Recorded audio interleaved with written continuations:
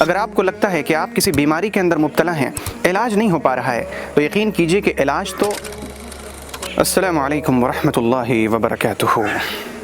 آپ اپنی زندگی کے اندر اپنے بچوں کے لیے کپڑے، جوڑے، جہیز کا انتظام کرتے ہیں، لیکن آپ نے کبھی سوچا کہ مرنے کے بعد کیا ہوگا؟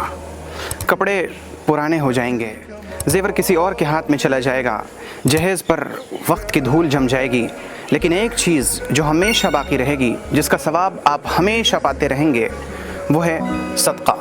پیغمبر صلی اللہ علیہ وسلم نے فرمایا کہ صدقہ اللہ کے غصے کو بجھا دیتا ہے۔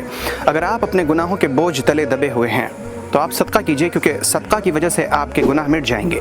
اگر آپ کو لگتا ہے کہ اللہ آپ سے ناراض ہے تو صدقہ کیجئے، کیونکہ اللہ کے غصے کو صدقہ بجھا دیتا ہے۔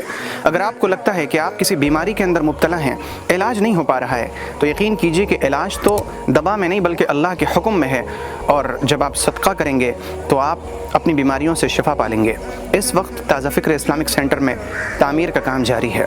تازہ فکر اسلامک سینٹر صدقہ جاریہ کی ایک بہترین مثال ہے۔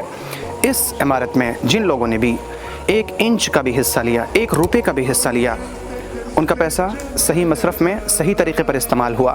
آپ حضرات کے تعاون سے، آپ بھائیوں اور بہنوں کے تعاون سے ہم اس وقت تازہ فکر اسلامک سینٹر کی تعمیر میں مصروف ہیں۔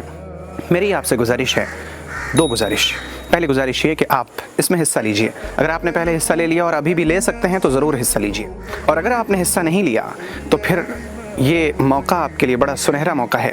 اس صدقہ جاریہ میں اپنا حصہ دیجئے، اس لیے کہ آپ دنیا کے اندر شفا پا سکیں، عافیت پا سکیں، اللہ کا غصہ ختم ہو جائے آپ سے، آپ کے گناہ معاف ہو جائیں، آپ کے درجات بلند ہو جائیں، اور یہ صدقہ اللہ کے ہاتھ میں جائے، پرورش پائے، اور آپ قیامت کے دن اسے بڑھا ہوا پائیں۔